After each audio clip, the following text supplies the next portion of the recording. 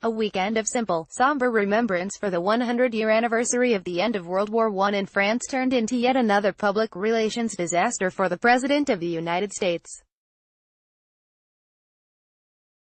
Donald Trump was heavily criticized on Saturday after he canceled a planned visit to honor U.S. soldiers killed in the conflict, apparently because rain had grounded his helicopter, but after many people, including Barack Obama's deputy National Security Advisor, said the president must have had a contingency plan for bad weather. The White House on Sunday night said Trump did not want to disrupt Paris roads with a last-minute motorcade. The White House press secretary, Sarah Huckabee Sanders, said, President Trump did not want to cause that kind of unexpected disruption to the city and its people. Trump has caused regular traffic disruption when he travels to his Mar-a-Lago resort to play golf. He has also been known to play golf in the rain. The traffic excuse was an apt way to round off the weekend. Here's a wrap-up. Trump can't honor fallen American heroes in the rain but had no problems playing golf earlier this year in it. pic.twitter.com/4LDuke2 Mike Rundle at Flyocity. In November 11, 2018, Trump kicked off Armistice Day weekend by falling out with France. Comments by Trump and French President Emmanuel Macron threatened to cast a shadow over events after the U.S. president appeared to misunderstand a comment by his host on Friday. He tweeted that Macron has just suggested that Europe build its own military in order to protect itself from the U.S., China and Russia. Very insulting, but perhaps Europe should first pay its fair share of NATO, which the U.S. subsidizes greatly. President Macron of France has just suggested that Europe build its own military in order to protect itself from the U.S., China and Russia. Very insulting, but perhaps Europe should first pay its fair share of NATO, which the U.S. subsidizes greatly. Donald J.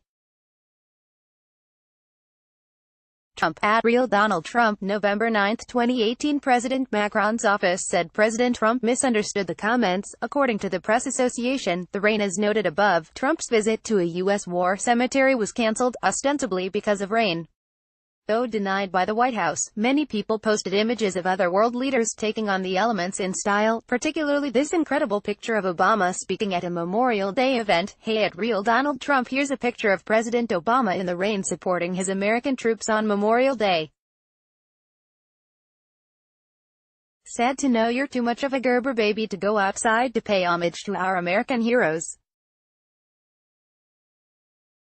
pic.twitter.com/309LCrixU Zach Dendes at Zadendes1. In November 10, 2018, as we sit here in the rain, thinking how uncomfortable we must be these minutes as our suits get wet and our hair gets wet and our shoes get wet, I think it's all the more fitting that we remember on that day, in Dieppe, the rain WASNT rain, it was bullets. Justin Trudeau. pic.twitter.com/Zakerptsazoy Chaz Stone Cold Homo Cooper at Chaz Redbear. November 10, 2018, Trump did receive at least one enthusiastic welcome in France, from a topless, feminine protester, a Ukrainian radical feminist activist group who campaigned to protect women's rights.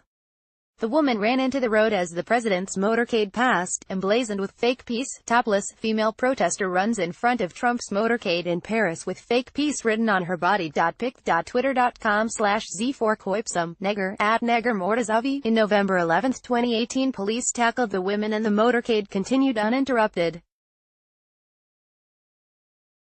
The Russian Trump was joined in Paris by leaders from around the world, including Russia's Vladimir Putin. One picture that did the rounds on social media contrasted the apparent frosty greeting he was given by Macron and Germany's Angela Merkel, with the warm smile of Trump. This at Reuters pictures pic of Macron, Merkel and Trump's faces as Putin arrives for Armistice Day ceremony is quite something. https://t.co/getozik93 pic.twitter.com/7spasushk Graham Demianic at Ray Metamianic. November 11, 2018. Since taking office, Trump has attacked numerous world leaders including the USA's traditional allies but has yet to say a bad word about Putin. In fact, with few notable exceptions, Trump has had nothing but glowing praise for the Russian president and has made a number of decisions while in office that appear to have been to his benefit. Most notoriously, Trump has repeatedly put himself at odds with practically the entire U.S. political and security establishment over Russian meddling in the 2016 presidential election.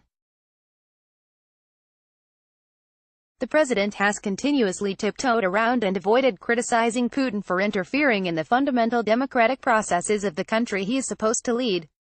The speech Macron made a veiled attack on Trump and Putin in as he condemned nationalism as a betrayal of patriotism, in an address to world leaders who at the event in Paris.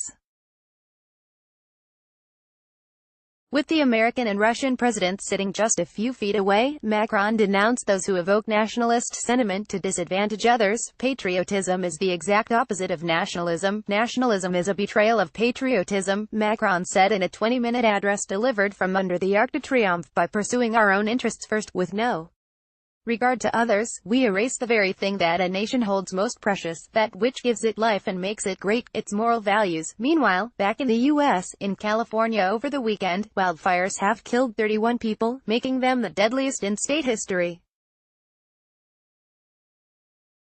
On Saturday, Trump appeared to politicize the disaster, blaming it on poor forest management and threatened to cut off financial support.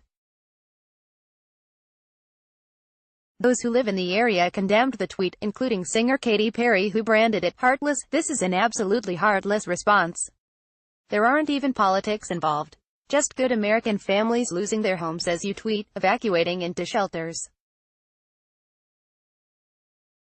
https://t.co/DJ4pn26blz, Katy Perry, at Katy Perry, November 10, 2018. The Blaze has forced stars including Kim Kardashian West, Will Smith and Denise Richards to leave their homes. According to U.S. reports, Caitlyn Jenner's multi-million home, which sits in the Malibu Hills, has been destroyed.